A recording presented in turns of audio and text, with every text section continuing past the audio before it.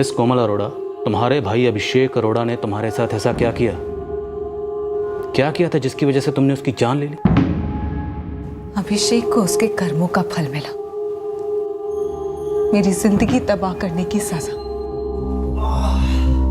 भैया, मैं आपके लिए जूस बना के लाती हूँ, आपको बेटर फील होगा।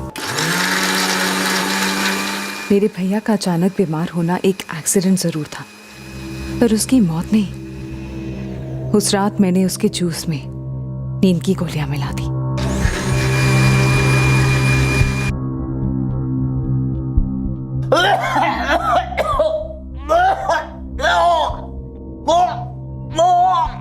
मुझे मालूम था कि उन गोलियों की वजह से अभिषेक को उल्टियां होंगी।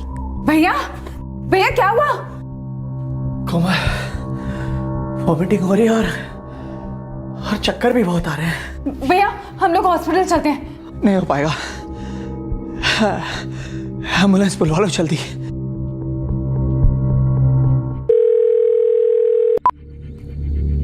हाँ कोमल बोलो।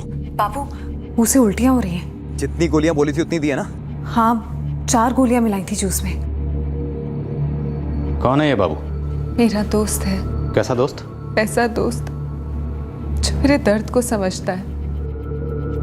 बापू और मेरी दोस्ती इंदौर की है, जहां से मैं हूं, और वो भी। मैं उसे सब कुछ बताती थी, सब कुछ। उसने मेरी तकलीफ दूर कर दी, अभिषेक से छुटकारा दिला दिया। मैंने इंतजार किया अभिषेक के सो जाने का।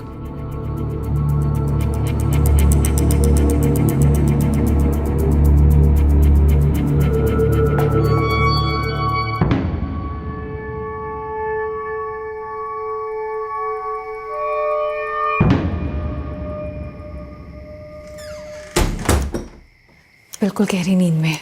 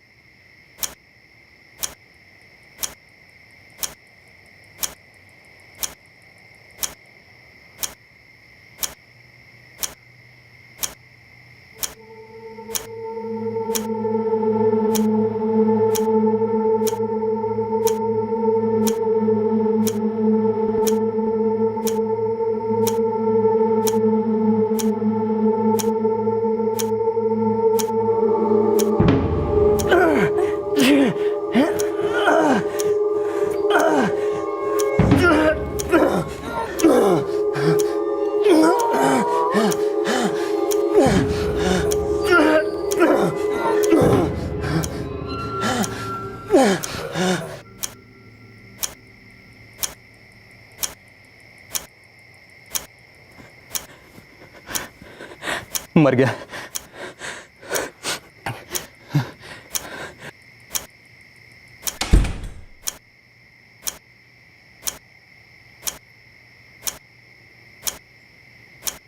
और फिर मैंने वही किया जो हमने प्लान किया था। मैंने शोर मचाया, कविता दी को बुला कर लाई, उन्होंने राजेश जी को बुलाया, और फिर हम अभिषेक की लाश को लेके हॉस्पिटल गए। अपने सगे भाई से इतनी नफरत? ऐसी भी क्या दुश्मनी थी कि तुमने अपने सगे भाई को जान से मरवा दिया? मैंने कहा था आपसे, सुनने की हिम्मत नहीं होगी आपकी। हिम्मत तुम जुटाओ और ये बताओ कि तुमने अपने सगे भाई का कत्ल क्यों किया?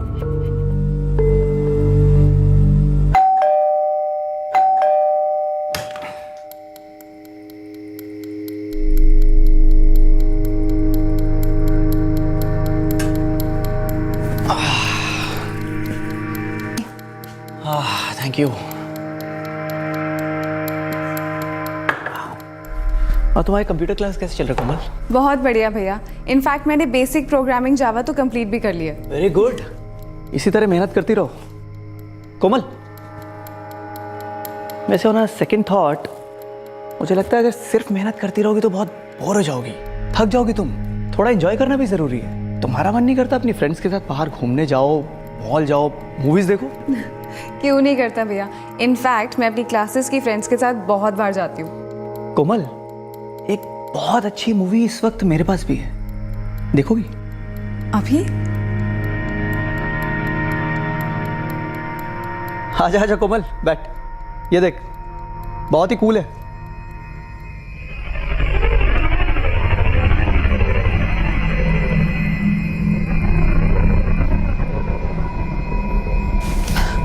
भैया, ये आप मुझे क्या दिखा रहे हैं? अरे इसमें स्टोरी भी है, तुझे पसंद आएगी।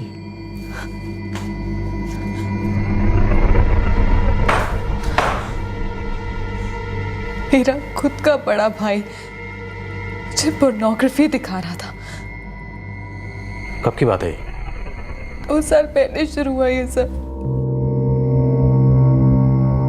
मुझे समझ ही नहीं आ रहा था कि वो ऐसा कैसे कर सकते हैं, और उसे पता नहीं चलता था कि मुझे कितनी गेन आ रही है। शायद उसे पता था, और उसे उन्हीं सब में कोई गंदा सा मजा भी आ रहा था। मैं जितना हो सकता उससे दूर रहती, पर वो मुझे बार बार समझाने की कोशिश करता कि मैं उसके साथ सोने के लिए राजी हो जाऊं। सर सोचिए, कितनी भद्दी बात, कितनी घिनौनी बात कह रहा था वो मुझसे। कभी वो दिन रात वही बात करता, तो कभी उन्हें लगता कि मुझे पॉर्न फिल्में दिखाने से मेरा मन बदल जाएगा। लेकिन मैं हर दिन थोड़ी थोड़ी बढ़ती जा रही थी, लेकिन वो और ठीक होता जा रहा था। ऐसी भद्दी बातें करता, हरकतें करता। कभी मुझसे मेरे कपड़ों का साइज पूछता, तो कभी इनर्स का। मैं बहुत डिप्रेस रहने लगी थी, खुद से ही शर्म आने लगी थी मुझे। मेरे घर में मुझे इस तरह टॉर्चर किया जा रहा था, और वो भी मेरे अपने सगे भाई के हाथों। तंग आ गई थी मैं। फिर ये बोझ मैंने अपने दोस्त बाबू के साथ हल्का किया। कमाल करती हो यार, इतने महीनों से चलता आ रहा है फालतूपना और तुम झेलती आई हो। बाबू बड़ा भाई है वो मेरा। मुझे तो कुछ समझ में नहीं आ रहा मैं क्या करूं। भाई क्या होता है उस कुत्ते को क्या मालूम। साला विकृत है, विकृत पागल है। पागल तो वो मुझे कर छोड़ेगा। प्लीज बाबू, प्लीज कुछ करो, मुझसे और बर्दाश्त। एक काम करो, खत्म ही कर दो साले को। ऐसे कैसे कोई किसी को मार सकता है? रोज इतने लोगों का मर्डर होता है, उसमें क्या है? वो मेरा सगा भाई है। मैंने कहा ना उसको कभी भाई नहीं बोला। साला भाई के नाम पे धब्बा है, धब्बा। ऐसे आदमी को जिंदा रहने का कोई हक नहीं है, मरना तो से है ही। मुझे बाबू की बात सही लगी, और मैंने बाबू और जावेद को पैसे दिए मेरी हेल्प करने के लिए। और फिर हमने अभिषेक को मार डाला। पर मेरे पास और कोई चारा नहीं था। क्या अभिषेक ने कभी आपके साथ जबरदस्ती की थी? आपका इशारा रेप की तरफ है तो नहीं। उसने ऐसा इसलिए नहीं किया क्योंकि वो जानता था कि अगर वो ऐसा करेगा तो मैं चीखूंगी, चिल्लाऊंगी, और उसका नाम खराब होगा पूरी दुनिया में। तो आप अभिषेक के इस अश्लील बर्ताव को लेकर भी चीख चिल्ला सकती थी, अपने घर में किसी से बात कर सकती थी। 2 साल तक ये सब बर्दाश्त करने की क्या जरूरत थी? जरूरत नहीं सर, मजबूरी थी। अगर मैं दुनिया को ये बताती कि मेरा सगा भाई मेरे साथ ये सब कर रहा है, तो कौन मेरा विश्वास करता? और फिर अभिषेक का अच्छा नाम था। वो कहता कि मैं उसे बदनाम करने की कोशिश कर रही हूँ या पागल हूँ। कुछ भी करने की मुझ में हिम्मत नहीं थी सब। पर कत्ल करने की हिम्मत आ गई। मैंने कहा ना सब, मेरे पास और कोई चारा नहीं था। मिस कोमल अरोड़ा, किसी की जान लेना या कत्ल कर देना कोई चारा या उपाय नहीं होता। अगर किसी की जान लेने से ही अन्याय मिटता ना, तो अब तक ये सारी दुनिया मिट गई होती। बाबू और जावेद कहाँ हैं? इंदौर, अब वही के है। कितने पैसे दिए तुमने उन्हें? 1 लाख की बात हुई थी, 50,000 दे चुकी हूँ। बाकी के 50 देने हैं। तुम अभी बाबू को फ़ोन करो और उसे कहो कि उसके बाकी के पैसे तैयार हैं। वो जल्द से जल्द जावेद को लेकर पुणे आए और अपने पैसे लेकर जाए। और कोमल ने कभी किसी से कुछ नहीं कहा? सर, कोमल का एक दोस्त है बाबू, टैक्सी ड्राइवर है। हम उसे ट्रैक कर रहे हैं। वो कल पुणे आ रहा है अपने बाकी के पैसे लेने। हमने कोमल से फ़ोन करवाकर उसे यहाँ बुलवाया। इस बाबू की पूरी ग्रिलिंग करो और देखो उसकी और कोमल के स्टेटमेंट्स मैच करते हैं कि नहीं। Yes sir, that's the plan. Komal की दो बहनें हैं, अजीब सी बात है। उसने अपनी प्रॉब्लम के बारे में कभी किसी को कुछ नहीं बताया? नो सर, इनफैक्ट मैंने जब ये बात कोमल की बड़ी बहन दलजीत को बताई, वो खुद इस बात को सुनकर बहुत हैरान हुई। नहीं, मैं नहीं मानती ये बात। मेरा भाई अभिषेक ऐसा कर ही नहीं सकता। लेकिन दलजीत जी, आपकी बहन कोमल ने खुद इस बात को कबूल किया है कि इसी वजह से उसने बाबू की मदद से कत्ल किया है। बाबू, वो टैक्सी ड्राइवर, उसका दोस्त? जी जी। ये सच नहीं हो सकता। उसने मेरे और रजविंदर के साथ कभी ऐसा बर्ताव नहीं किया, ना किसी और लड़की के साथ। इंस्पेक्टर, हम उसकी नस नस से वाकिफ थे। देखिए दलजीत जी, हम आपके भाई अभिषेक पर ऐसा कोई इल्ज़ाम नहीं लगा रहे, बल्कि आपकी बहन कोमल ने खुद यह बयान दिया है कि अभिषेक उसे इस तरह परेशान करता था। पता नहीं ये कोमल अभिषेक को इस तरह जलील करने पे क्यों तुली हुई है। सर, हमारे भाई ने हमारे माँ बाप की बड़ी अच्छे से देखभाल की। हम तीनों बहनों के लिए माँ बाप जैसा सहारा बना रहा। आप इतना समझ लीजिए, कोमल ये सब सिर्फ प्रॉपर्टी के लिए कर रही है। बाकी ये सब बातें झूठ है, बकवास है। झूठ और सच फिलहाल इस केस में काफ़ी धुंधले हैं दलजीत जी। जल्द ही धुंध हटेगी और सच्चाई उभरेगी। घरों की चार दीवारियों में कभी कभार ऐसा होता है जो बाहर शायद किसी अजनबी के साथ भी नहीं होता। सर, कोमल ने अपने भाई अभिषेक अरोड़ा पर जो आरोप लगाया है वो बहुत ही संगीन और शॉकिंग है, और सबूत कोई नहीं। पोस्टमार्टम रिपोर्ट की तरह इस केस में कुछ हाथ लगे तो कुछ होगा। फिलहाल तो ब्लैंक स्लेट, कोरा कागज। इस टैक्सी ड्राइवर बाबू की इंटरोगेशन के बाद ये कोरा कागज भरना शुरू हो जाएगा। अब ये केस एक कत्ल का ही केस नहीं, इसमें एक जिंदा लड़की और मरे हुए आदमी दोनों की इज्जत दांव पे है। एक बहन ने भाई पर इल्जाम लगाया था कि भाई उसका यौन शोषण करने का प्रयास कर रहा था। इस इल्जाम का पुष्टिकरण संभव नहीं था क्योंकि भाई को बहन ने मौत के घाट उतार दिया था। मौजूदा माहौल में कोमल का बयान सबूतों के खंभों पर नहीं खड़ा था और इसलिए कानूनी दृष्टिकोण हल्का था। अब को एक्यूज्ड बाबू का बयान बहुत ज्यादा मायने रखता था।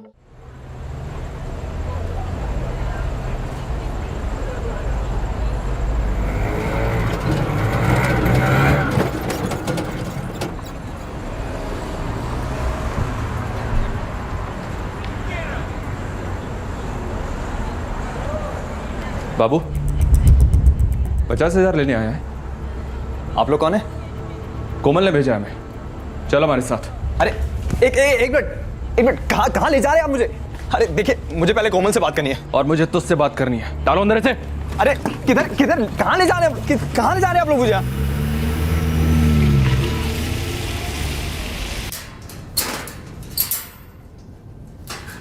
बाबू, पूरा नाम क्या है तुम्हारा? नदीम शेख साहब। देखो नदीम, तुम्हारी दोस्त कोमल कोयल की तरह सब कुछ पहले ही गा चुकी है, इसलिए अब कोई मतलब नहीं बनता कि हम पहले तुम्हारी खाल उधेड़े और उसका तबला बनाए। बिना मिर्च मसाला लगाए फटाफट ये बताओ कि तुमने अभिषेक अरोड़ा को क्यों मारा।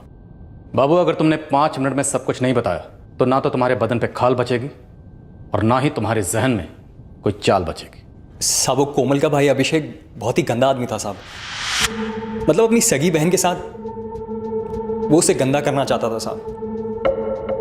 कितनी शर्म की बात है। लेकिन इतनी शर्म की बात जो कोमल अपनी बहन को नहीं बता पाई, उसने तुम्हें क्यों बताई, एक टैक्सी ड्राइवर को? साहब, टैक्सी चलाना मेरा पेशा है, लेकिन मेरी लोगों से बनती है साहब, पटती है। तो तुमने कोमल को पटाया? ऐसा नहीं है साहब। वो कोमल की बड़ी बहन दलजीत, वो अक्सर मुझे काम के लिए बुलाया करती थी साहब। कभी किसी पार्टी को घुमाना हो, इधर उधर जाना वगैरह वगैरह। इस तरह मेरी कोमल से बातचीत शुरू हुई और फिर दोस्ती। कोमल ने तुम्हें कब बताया कि उसका बड़ा भाई उसके साथ इस तरह की हरकतें करने की कोशिश कर रहा है? कोमल 2-3 महीने में एक बार इंदौर आया करती थी। पहले बहुत खुश रहती थी, लेकिन बाद में बहुत दुखी रहने लगी। मैंने कई बार उससे पूछने की कोशिश करी, लेकिन उसने कभी कुछ बताया नहीं। फिर 2 महीने पहले एक रात उसका मुझे फ़ोन आया और रो कर उसने अपनी सारी बातें बता दी साहब मुझे। पागल तो वो मुझे कर छोड़ेगा। प्लीज बाबू, प्लीज कुछ करो। और तुम लोगों ने फ़ोन पर ही अभिषेक अरोड़ा के कत्ल का प्लान बनाया। नहीं साहब, प्लान नहीं बनाया, बल्कि मैंने ही कोमल को समझाया कि इसमें तेरी कोई गलती नहीं है, गलती उसकी है। तू डर मत, मार डाल उसको। उसने मुझसे मदद मांगी और दोस्ती खाते में मैंने काम कर दिया साहब। दोस्ती खाते में या तुम्हारे बैंक के खाते में 1 लाख आएगा इसलिए? नहीं साहब, वो जावेद को देने थे और फिर इधर उधर जाने का खर्चा वगैरह वगैरह साहब। मारा कैसे अभिषेक अरोड़ा को? साहब उस रात कोमल का मुझे फ़ोन आया, वो बोली आ जाओ भाई बीमार है, और मैंने उसे बेहोश भी कर दिया है। वो उसे पहले हॉस्पिटल भी लेके गई थी साहब। तुम पुणे कब आए थे? साहब कत्ल करने के 1 दिन पहले साहब। तो तुम अपने दोस्त जावेद के साथ कोमल के फ्लैट पर गए, वहां तुम लोगों ने अभिषेक अरोड़ा का गला घोंट दिया। जी साहब। फिर हम दोनों वहाँ से निकल गए साहब, लेकिन जाने से पहले पक्का कर लिया था कि वो मर चुका है। फ्लैट में दाखिल कितने बजे हुए थे? लगभग रात के 3 बजे। बिल्कुल गहरी नींद में।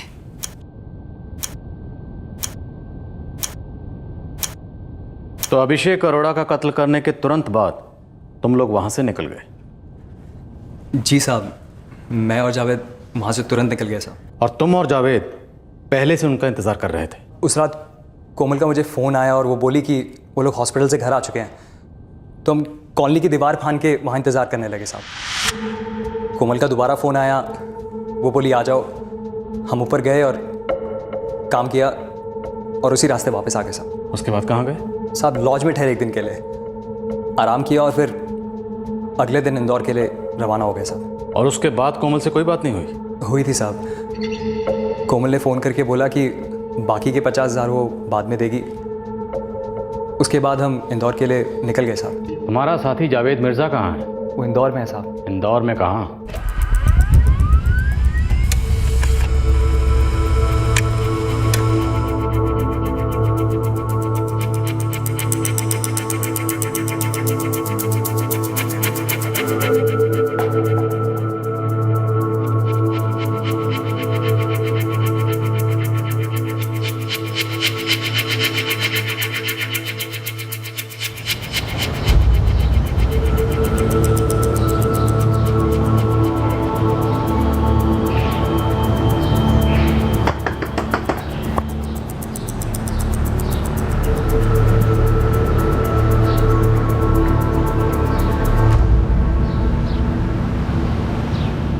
सर भगवान कसम मैं नहीं जानती ये कोमल इतना घटिया इल्जाम क्यों लगा रही है अभिषेक पर। और सबसे हैरत की बात तो ये है, मानो इस सब में इतना सा भी सच है तो हम दोनों बहनें मर गई थी क्या?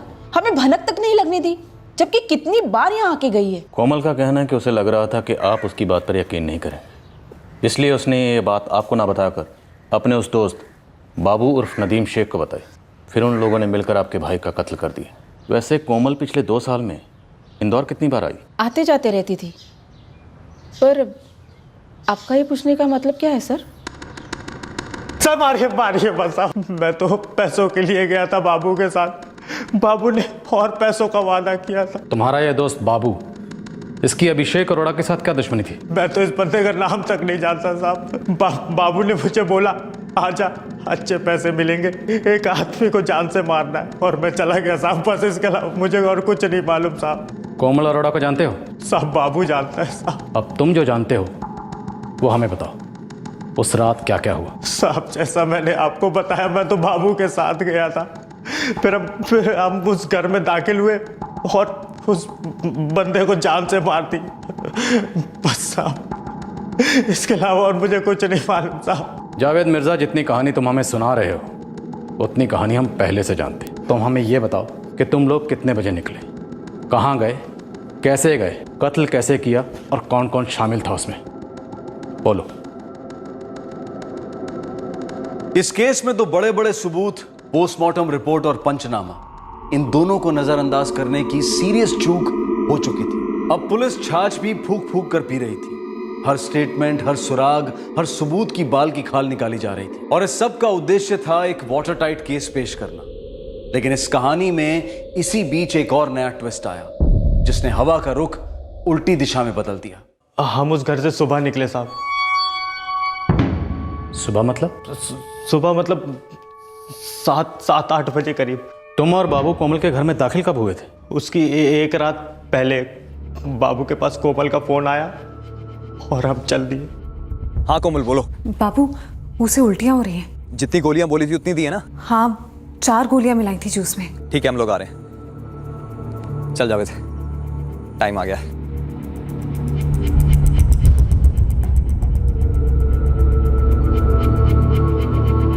अभिषेक अरोड़ा का कत्ल करने के बाद तुम तीनों ने क्या क्या किया? साहब फिर हम उसके कमरे से बाहर आ गए। जावेद तू थक गया होगा, एक काम कर थोड़ी देर सोफे पे सुस्ता ले, हम कुछ देर में निकलेंगे, ठीक है?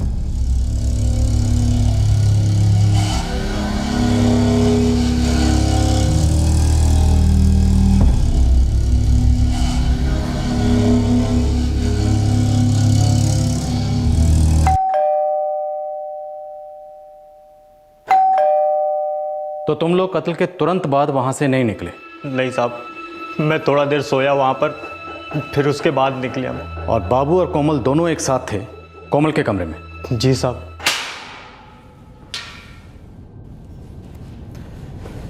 मिस कोमल अरोड़ा, हमारी ये जो लेडी कांस्टेबल हैं, ये आजकल बड़ी उदास रहती हैं। इन्हें किसी को पीटने का मौका ही नहीं मिलता, क्योंकि हमारे इस इंटरोगेशन रूम में जो भी आता है वो बिना कुछ छुपाए पहली दफा में ही सारा सच बाहर उगल देता है। कहा ना मैंने, अभिषेक मुझे टॉर्चर करता था और इसलिए हताश होकर मैंने जावेद और बाबू के साथ मिलकर उसका कत्ल कर दिया।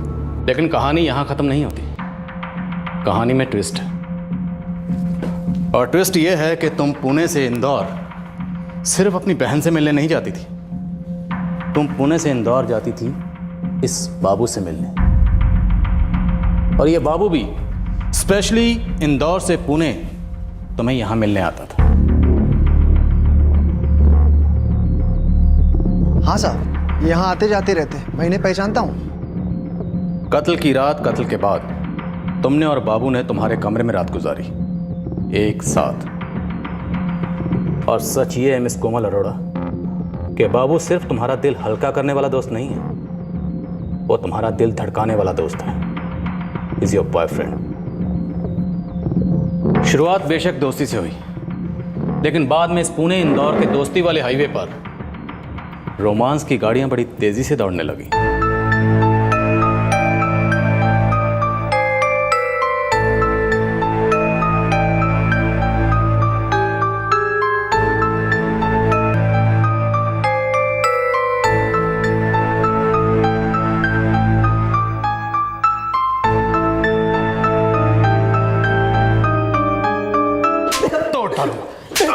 तेरी एक एक हड्डी तोड़ डालूं। झूठ बोलता हमसे? मैं मानता हूं मैंने झूठ बोला साहब, लेकिन मैं सब सच बताता हूं साहब। मारे नहीं साहब। तुमने और तुम्हारे बॉयफ्रेंड बाबू ने बड़ी ही सफाई और चतुराई से बिल्कुल एक से बयान दिए, लेकिन वो कहते हैं ना, 3 तिगाड़ा काम बिगाड़ा। तुम्हारे इस तीसरे साथी जावेद ने तुम्हारा सारा बना बनाया काम बिगाड़ दिया, पर हमारा काम आसान कर दिया। उससे क्या फर्क पड़ता है कि वो मेरा दोस्त हो या बॉयफ्रेंड? बात तो एक ही है, वो अभिषेक जैसे दरिंदे से छुटकारा पाने में मेरी मदद कर रहा था। मिस कोमल अरोड़ा, तुम अच्छी तरह से जानती हो कि अब हम अभिषेक से कुछ नहीं पूछ सकते, क्योंकि तुमने उसका गला दबाकर उसकी आवाज को हमेशा हमेशा के लिए खामोश कर दिया। पर अभिषेक हमसे बोला। क्या? तुम्हारे अपने बड़े भाई अभिषेक अरोड़ा ने हमें बताया, जावेद की जुबान से। उसी ने हमें बताया कि कैसे एक बार तुम और तुम्हारा बॉयफ्रेंड बाबू रंगे हाथों पकड़े गए थे।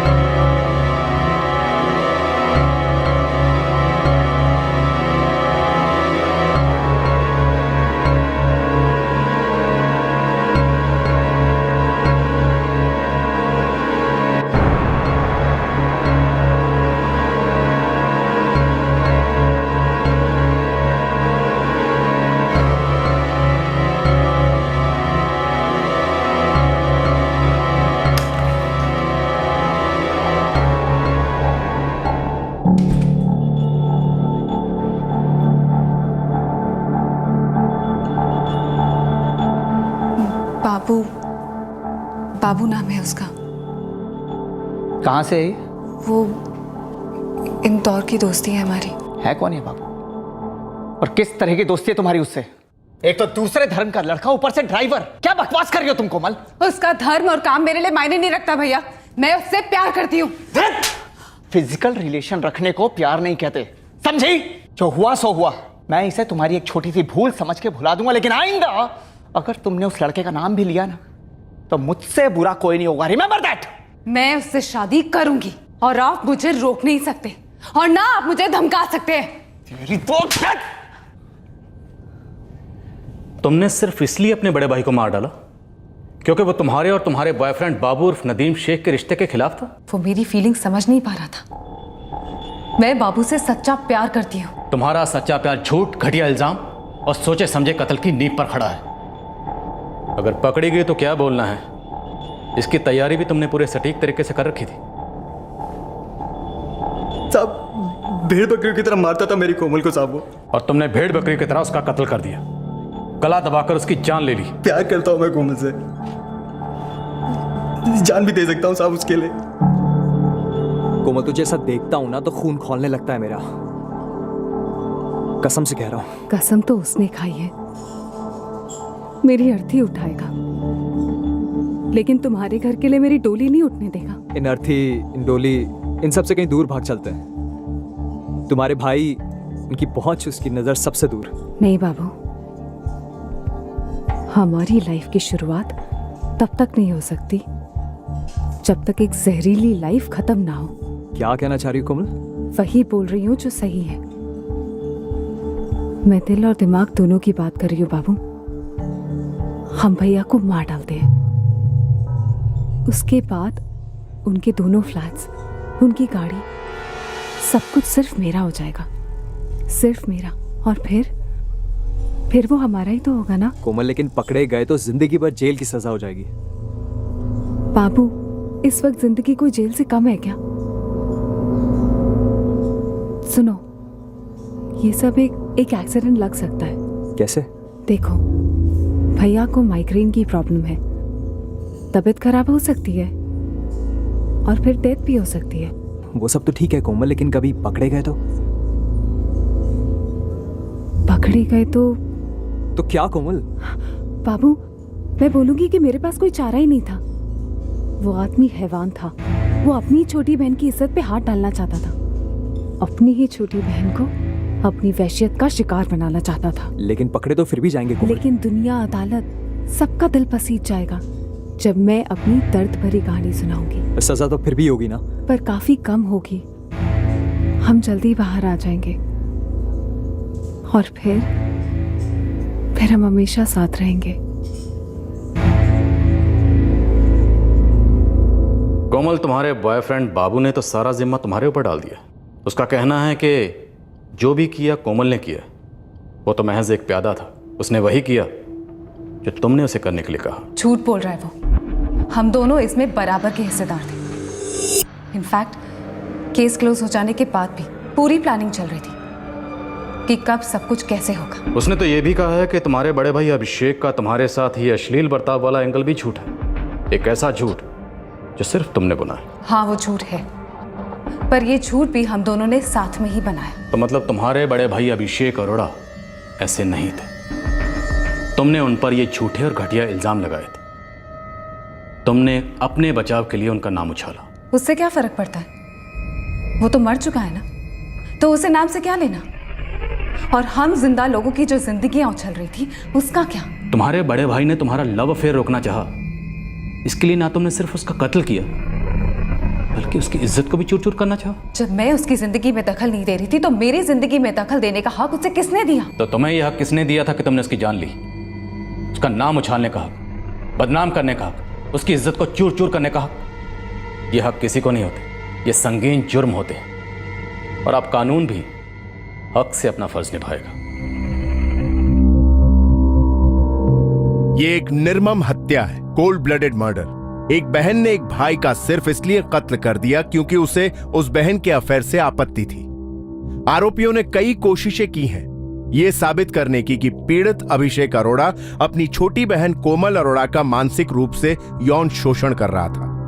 पर आरोपियों की दलीलों को साबित करने वाले कोई ठोस सबूत पेश नहीं हुए हैं। सर्कमस्टेंशियल एविडेंस के आधार पर यह अदालत आरोपी कोमल अरोड़ा, आरोपी नदीम शेख उर्फ बाबू और आरोपी जावेद अली को अभिषेक अरोड़ा की हत्या में दोषी पाती है और तीनों को IPC section 302 for murder, IPC 34 for common intention और IPC 120B for criminal conspiracy के तहत उम्र कैद की सजा सुनाती है।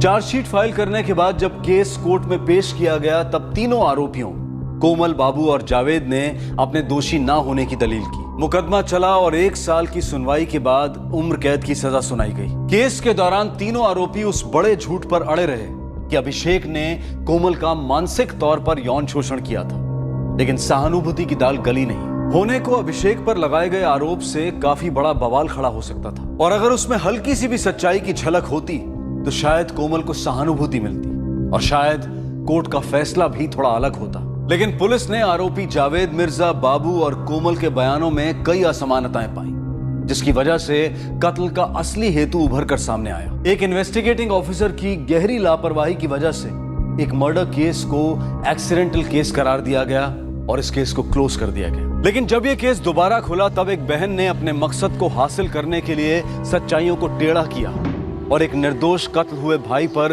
विकृति का झूठा आरोप लगाया। वहीं इसी केस में पीड़ित की दूसरी बहन ने इसमें साजिश और लालच की बू को सूंघ लिया और उसके एक ईमेल ने इस केस को अपने सर के बल उलट दिया। किताब का आखिरी पन्ना पलटने तक और फिल्म की आखिरी रील खत्म होने तक कोई कहानी खत्म नहीं होती। कोई भी कानूनी फैसला जोश और सनसनी के आधार पर नहीं किया जा सकता। सच के हर कतरे को टटोलने के बाद, हर पक्ष के तर्क को सुनने के बाद अदालतें अपने फैसलों पर पहुंचती हैं। भावनाओं के दबाव में आकर फैसलों पर नहीं आधमका जाता। आपसे फिर मुलाकात होगी क्राइम पेट्रोल सतर्क में एक और नए केस के साथ। तब तक अपना ख्याल रखें, सुरक्षित रहें, स्वस्थ रहें और याद रखें, सही वक्त, सही कदम, सतर्क रहें। जय Hind. For more updates, subscribe to our channel, click the show links and enjoy watching the videos.